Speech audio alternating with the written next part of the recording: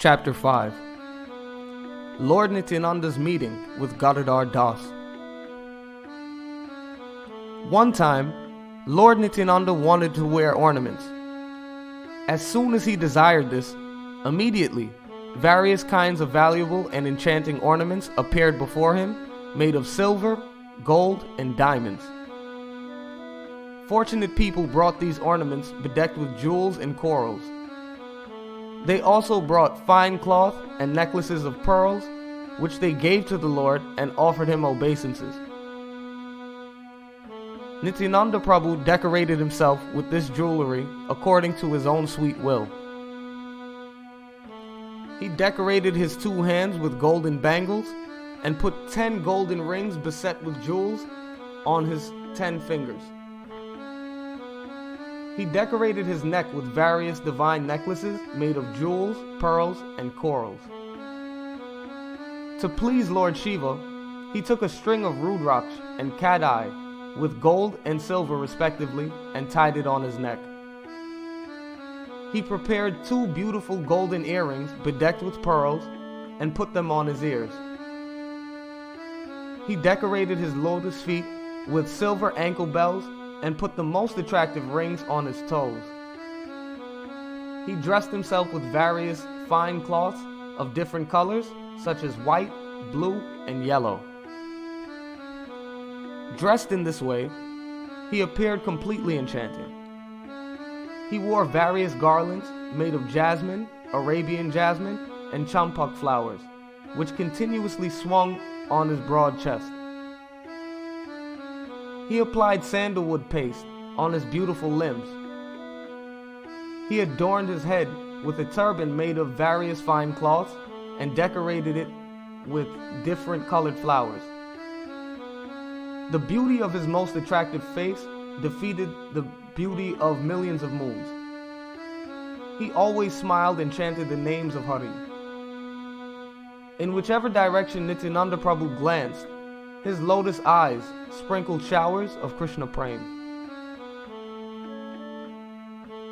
He took a stick of a high-quality sculpted iron and plated both ends with gold. He always carried this stick in his hand in the mood of Lord Balaram, who used to carry a similar stick. All the associates of Nityananda, who were in the mood of cowherd boys of Vrindavan, offered various ornaments such as bracelets, bangles, anklets, rings, garlands, horn, stick, flute, rope, and a garland of gunja to their beloved Nityananda. Nityananda, by his own sweet will, enjoyed various pastimes with his associates. Lord Nityananda, with his associates, visited the houses of the devotees. The most effulgent Nityananda traveled to all the villages on both sides of the Ganges. Lord Nityananda was full of transcendental mellows. His name and form are non-different. Simply seeing him captivated all living entities. Even the atheists would immediately offer prayers to Nityananda as soon as they saw him. They at once wanted to offer him everything. The body of Nityananda Swarup is sweet and most attractive. He generously bestowed mercy on everyone. Whether eating, sleeping, or traveling, he did not waste a moment without doing Nam Sankirtan. Wherever Nityananda did Sankirtan and danced in ecstasy, he captivated hundreds of people. Illiterate village children pulled big trees out of the ground without any difficulty. They roared loudly as they uprooted the trees. They ran around shouting, "We are cowherd boys." The strength of one child was such that even 7 persons together were unable to control him. The children happily roared like lions and chanted, "All glories to Sri Krishna Chaitanya, all glories to Sri Nityananda." Nityananda Prabhu, the life and soul of everyone, captivated the hearts of even the children. Some children ate nothing for a whole month. People were struck with wonder by seeing this. All the devotees were overwhelmed with ecstatic love as Nityananda Prabhu became their sole protector. Lord Nityananda would feed everyone with his own hands, treating them like his sons. Sometimes he tied someone with rope or even beat him and laughed loudly out of joy. One day, to show affection to Gadadhar Das, Nityananda came to his house. Gadadhar Das Mahashai was fully absorbed in transcendental bliss in the mood of the gopis. Gadadhar Das put a pot of Ganges water on his head and cried out, "Who will buy milk?" He had a beautiful deity of Sri Bal Gopal at his house. The beauty and sweetness of this deity were matchless. Seeing this enchanting deity of Bal Gopal, Nityananda Prabhu held him on his chest with great love and affection. When everyone saw that Sri Bal Gopal was clinging on the heart of Nityananda Prabhu, they loudly chanted the name of Hari. Absorbed in the mood of a coward boy, Lord Nityananda shouted loudly and began to dance. Madhavananda Ghosh sang of the pastime of Krishna demanding taxes from the gopis. Hearing this song, Avaduta Nityananda became very pleased. The sweet voice of fortune, Madhavananda, completely captivated the heart of Nityananda. The Lord danced, imitating the pastimes of Krishna in Vrindavan. The fortunate Gadadhar Das forgot himself, absorbed in the mood of the gopis. He always considered himself a gopi.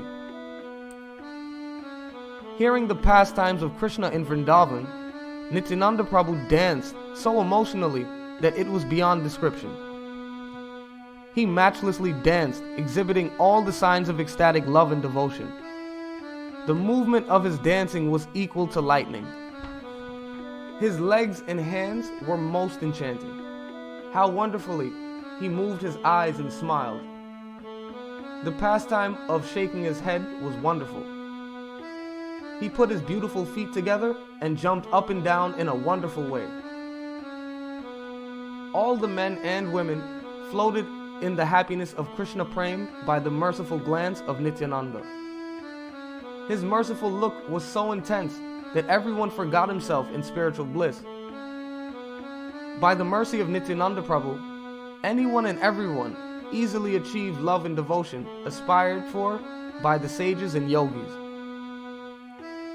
If a person as big as an elephant does not eat for 3 days, he will become weak and unable to walk. But when a child eats nothing for 1 month and acts like a lion, it is indeed the manifestation of Lord Nityananda's mercy and energy. Still, by the illusory energy of Sri Chaitanya, no one could understand this fact. Being thus absorbed in love of God, Lord Nityananda stayed at the house of Gadadhar Das.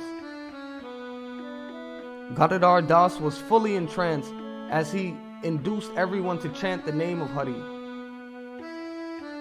In the Gadadhar Das's village lived a most sinful Qazi.